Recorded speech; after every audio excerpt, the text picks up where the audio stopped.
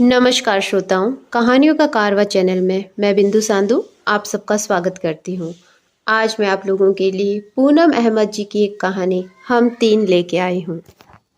स्नेही ने कॉलेज से आते ही मुझे बताया, माँ शनिवार को हमारी 10वीं का रीयूनियन है, बहुत मज़ा आएगा। मैं बहुत एक्साइटेड हूँ।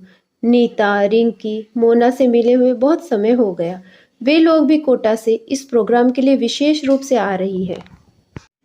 एक बड़े होटल में पार्टी है, डिनर है, बहुत मज़ा आएगा माँ। मैं उसे चहकते देख रही थी। उसकी खास सहेलियाँ नीता, रिंकी, मोना कोटा से इंजीनियरिंग कर रही है।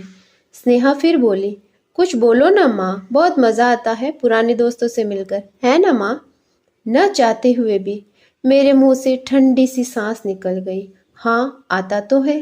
स्नेहा मेरे पास बैठ गई, बोली, माँ आपकी भी तो सहेलियां दोस्त रहे होंगे, आपको उनकी याद नहीं आती?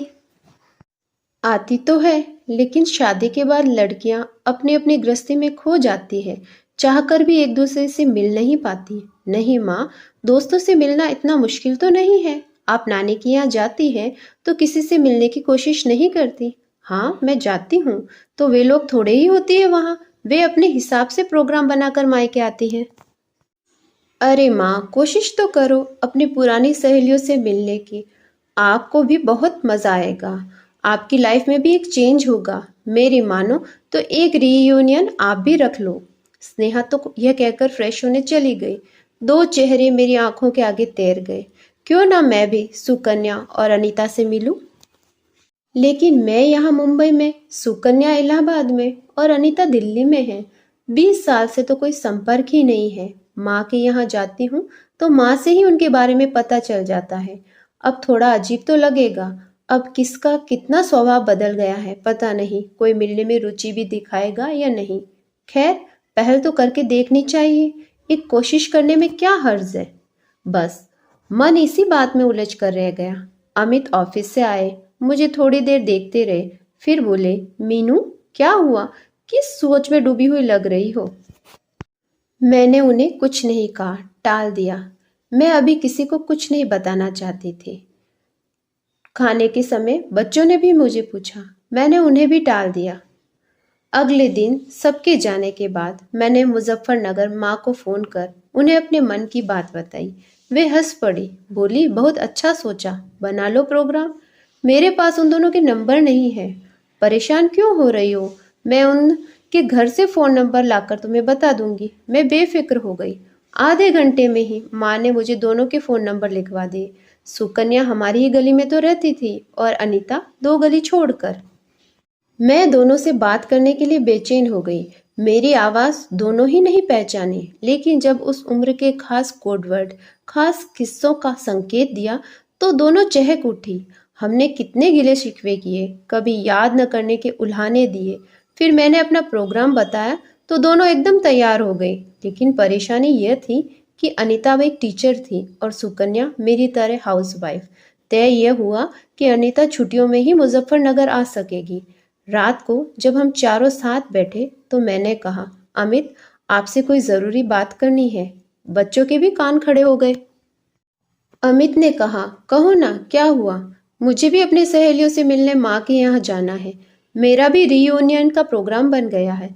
तीनों जोर से हंस पड़े। मैं झेंप गई तो अमित ने स्नेहा से कहा, स्नेहा तुम अपनी मम्मी को क्या पट्टी पढ़ा देती हो? वे सीरियस हो जाती हैं। क्यों? उनकी लाइफ नहीं है? सारा दिन क्या हमारे ही आगे पीछे घूमती रहे?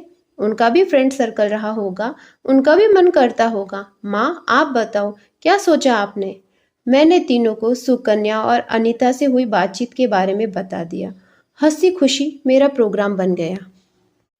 राहुल को अलग ही चिंता हुई। बोला, मम्मी हमारे खाने का क्या होगा?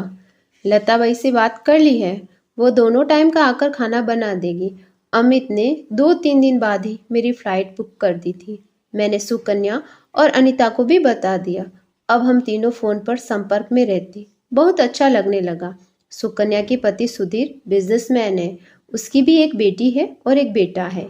अनीता के पति विनय डॉक्टर है और उनका इकलौता बेटा नागपुर से इंजीनियरिंग कर रहा है। हम तीनों एक ही कॉलेज में पढ़ती हैं। 12वीं कक्षा तक तो हम एक ही क्लास में थी। बाकी लड़कियां हमें तीन देवियां कहती थी। 12वीं कक्षा के बाद बीए में हमारे विषय अलग अलग हो गए थे।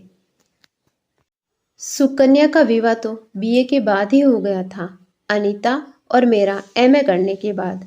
अनीता ने अंग्रेजी में एमए किया था और मैंने ड्राइंग और पेंटिंग में। वे दिन याद आए तो साथ में और भी बहुत कुछ चाहा अनचाहा याद आने लगा। अब तो हम तीनों के विवाह को 20 से 22 साल हो गए हैं। अब उस उम्र की बातें याद करते हुए कुछ अजीब सा लगने लगा। जब विनोद का ख्याल आया तो मेरे मन का स्वाद कसेला होता चला गया।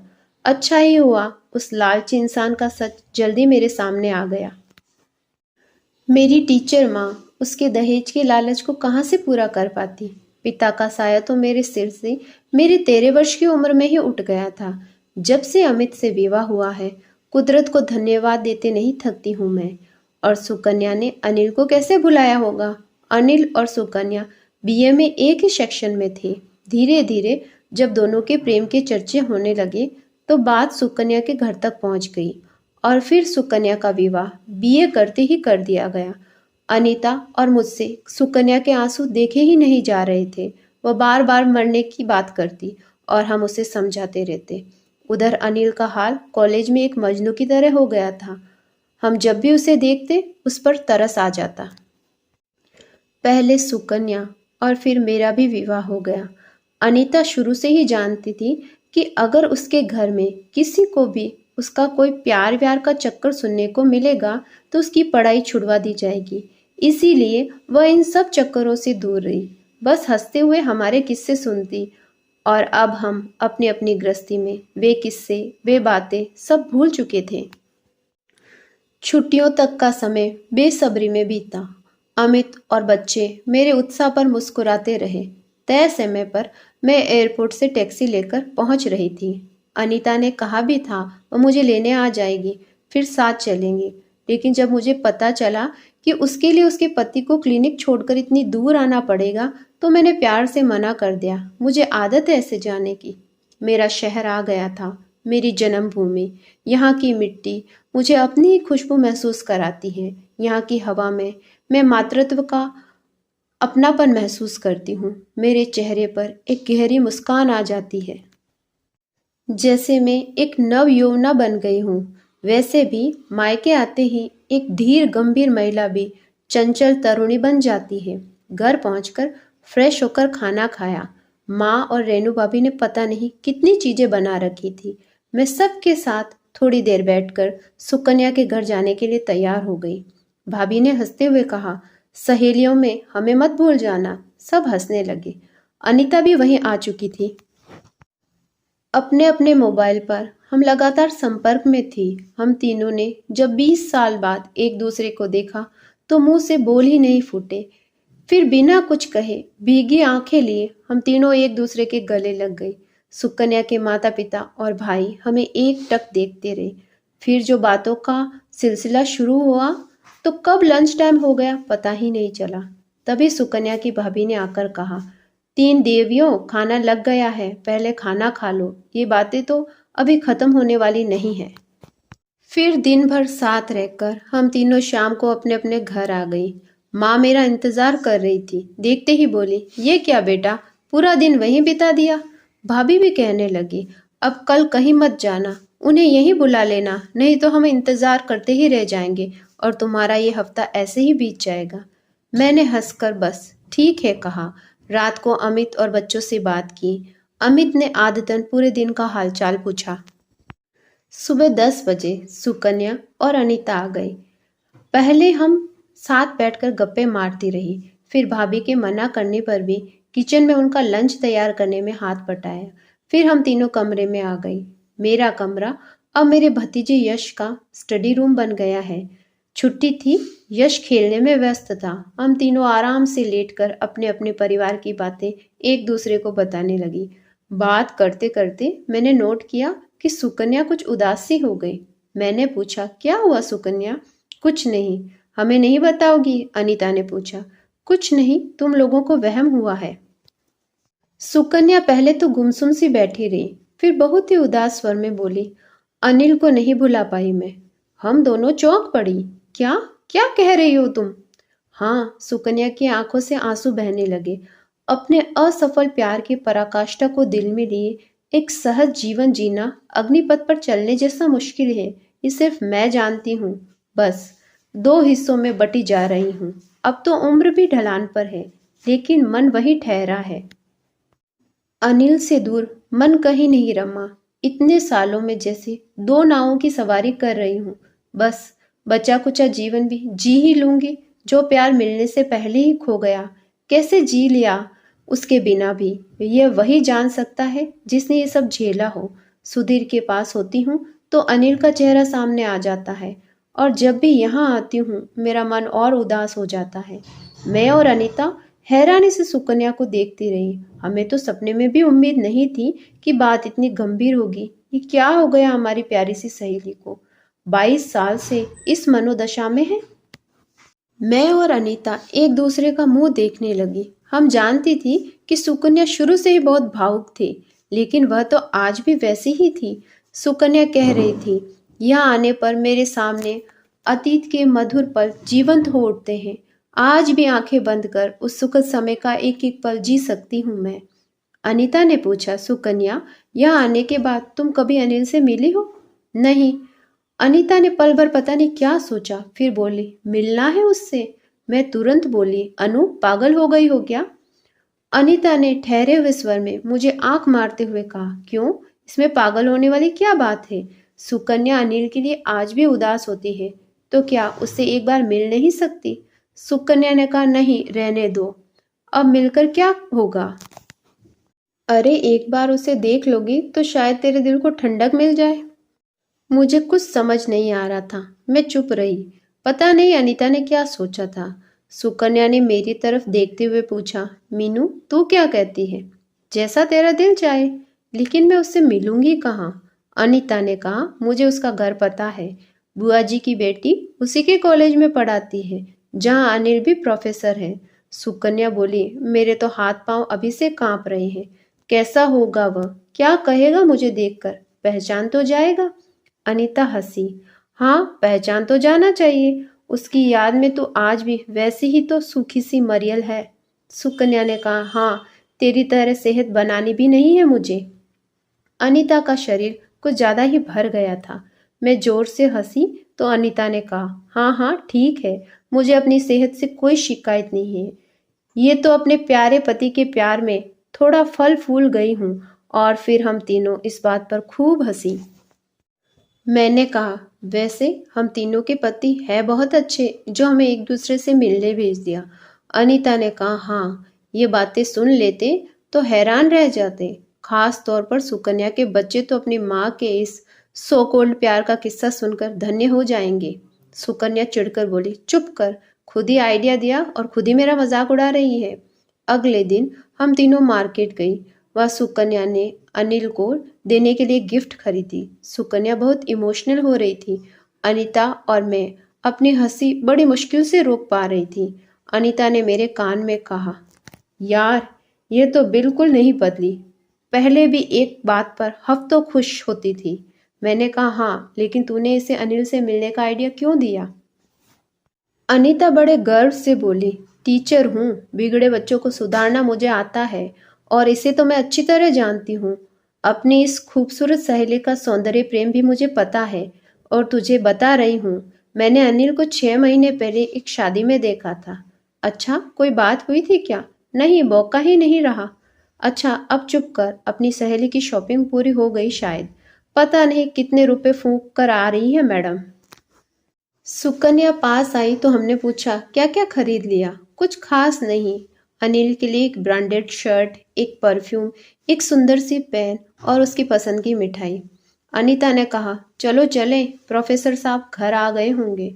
शाम के 4 बजे थे। हम तीनों पैदल ही संकेत चल रही थी। अनीता ने एक गली में दूरी से एक घर की तरफ इशारा किया। यही है अनिल का घर, और यह जो बाहर स्कूटर खड़ा कर रहा है शायद अनिल ही है। हम तीनों ने कदम थोड़े तेज चलाए। अनीता ने कहा, हाँ सुकन्या, अनिल ही तो है। सुकन्या ने ध्यान से देखा। अनिल किसी से फोन पर बात कर रहा था। वह ऐसे खड़ा था कि हमें उसका साइड पोस्ट दिख रहा था। सुकन्या के कदम ढीले पड़ गए। उसने खुद को संभालते हुए कहा, यह मोटा सा गंजा आदमी अनिल कैसे हो सकता है? लेकिन शक्ल तो मिल रही है। अनीता ने कहा, यही है हैंडसम सा तेरा प्रेमी, जिसका साथ पाने की इच्छा आज भी तेरा पीछा नहीं छोड़ रही, जिसके सामने अपने पति का अथाह प्यार भी तुझे तुच्छ लगता है। सुकन्या अचानक वापस मुड़ गई। मैंने कहा, क्या हुआ? अनिल से मिलना नहीं है क्या? सुकन्या जल्दी से बोली, नहीं, थोड़ा तेज नहीं चल सकती तुम दोनों? जल्दी चलो यहाँ से। अनीता हंसते हुए बोली, चलो किसी रेस्टोरेंट में चलते हैं। हमने वहां बैठकर कॉफी और सैंडविच का ऑर्डर दिया। हमारी हंसी नहीं रुक रही थी। सुकन्या का चेहरा देखने लायक था। अनीता हंसी और बोली, बेचारी सुकन्या, इतने साल पुराने प्यार की परिणति भी हुई तो किस रूप में? सुकन्या ने हमें डपटा, चुप हो जाओ तुम दोनों, मुझे सताना बंद करो। अपनी सारी कल्पनाओं को वहीं उसी गली में दफन कर आई हूं मैं। पहली बार मुझे मेरे पति सुधीर की याद आ रही है। बस अब जल्दी से उनके पास पहुंचना है। मैंने कहा, वाह क्या बेसब्री है। तुम्हारा प्यार का भूत तो बहुत तेजी से भाग गया। अब हम तीनों की हंसी नहीं रुक रही थी। हम बहुत हंसे, इतना हंसे पता नहीं कितने सालों हो गए थे। मैंने कहा, सुकन्या, और ये जो तुमने गिफ्ट खरीदे हैं इनका क्या होगा? होगा क्या? ये शर्ट सुधीर पहनेंगे, मिठाई हम घर जाकर खाएंगे, परफ्यूम और पेन अपने बेटे को दे दूंगी। मैंने कहा, हाँ, अनिल को तो ये शर्ट आती भी नहीं। मुझे और अनीता को जैसे हंसी का दौरा पड़ गया। सुकन्या की शक्ल देखकर हम इतना हंसे कि हमारी आंखों में आंसू आ गए। सच, अगर हमारे बच्चे हमारा ये रूप देख लेते तो उनकी आंखों को यकीन ही नहीं होता। ये तो अच्छा है कि अभी इस समय रेस्टोरेंट में एक दो लोग ही थे। हम बैठी भी एक कोने में थी। वेटर बेचारा हमारी शक्लें देखे जा रहा था। खा पीकर हम अपने अपने घर चली गई। गिने चुने दिन थे। जाने का दिन भी पास आ रहा था। अगले दिन हम तीनों ने खरीदारी की। माँ के लिए, भैया भाभी और यश के लिए कुछ कपड़े खरीदे। उन दोनों ने भी कुछ इसी ही तरह का सामान लिया था। फिर जब हम तीनों साथ बैठी तो सुकन्या ने दिल में आया तो थोड़ा मुझे छेड़ा जाए, अतः मुझसे कहने लगी, विनोद कहाँ है आजकल, कुछ पता है? मैंने हाथ जोड़ते हुए कहा, मेरी इस बात में जरा भी रुचि नहीं है, मुझे माफ करो। अनीता हंसी, मीनू, कहो तो उसका भी कायाकल्प देख लिया जाए। मैंने कहा, नहीं, रहने दो, अभी एक को देखकर छोड़ा है। फिर हम तीनों ने तय किया कि अब जब भी संभव होगा मिलती रहेंगी। एक बार फिर पुराने समय में लौटकर बहुत मजा आया। जाने का दिन भी आ गया। भीगी आंखों से एक दूसरे से विदा ली। माँ और भाभी ने पता नहीं कितनी चीजें बांध दी थी। सबसे पहले मैं ही निकल रही थी। अनीता को एक विवाह में शामिल होने के लिए 2 दिन और रुकना था। सुकन्या को लेने सुधीर आने वाले थे। माँ और भाभी प्यार भरी शिकायत कर रही थी कि मैं सहेलियों के साथ ही घूमती रही। मैं बहुत अच्छा समय बिताकर लौट रही थी। मुंबई जाकर स्नेहा को इस रीयूनियन का आइडिया देने के लिए, गले लगाकर थैंक्स कहने के लिए मैं बहुत उत्साहित थी। सच बहुत मजा आया। पूनम अहमद जी की इस कहानी के वाचन के अंत में आप लोगों से विनम्र आग्रह, कृपया मेरे चैनल को लाइक करें, शेयर करें, सब्सक्राइब करें। धन्यवाद।